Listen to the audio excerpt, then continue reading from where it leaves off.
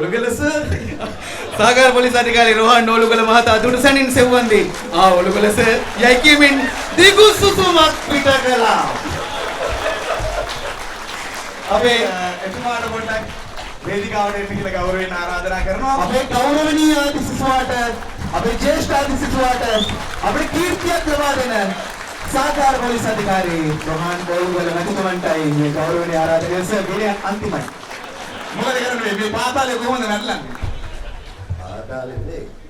දවස විද්‍යාවක විනයක් තියෙන්න ඕනේ. මේකේ මම දැක්කා මේ අස්ථානයේ රයිමේකේ තුමුල හන්දියේ අර සිළුමාවක ගාව අනුලේක ගාව මොනවද කරන්නේ ඔයගොල්ලෝ? ඉස්තරායක් විතර මේක බලන් ඉන්න බෑ. අවස් වෙනකොට යනවා තව දැනකට චිත්‍රපටි බලන්න. විදුහල්පතිතුමාට කියලා කරන්න ඕනේ දන්නවා. අර තාප්පෙන් පනිනවා කැම්පස් එකට. මම දැක්කා අද උදේ සාජ් කියන්නේ ඉදිරිසිංහ ඉන්නවා අස්ථානයේ. මොකද ලුකේකට අවසර යන්න ඕනේ කම්මාට අනුලේ ගාවට. ඉතින් මෙහෙමයි. ළමයි වුණාම විනය තියෙන්න ඕනේ. ඒ ඉස්කෝලේ පොඩි ශිෂ්‍යෝ හිටියා. අපිත් ඒක කරගෙන යන්න ඕනේ.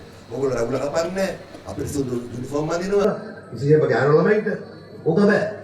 විනය කියන එක හොඳට පවත්වාගෙන යන්න ඕන ළමයිනේ. මොකද ශිෂ්‍යනායක විදියට ශිෂ්‍යනායක නෙමෙයි කාලේ.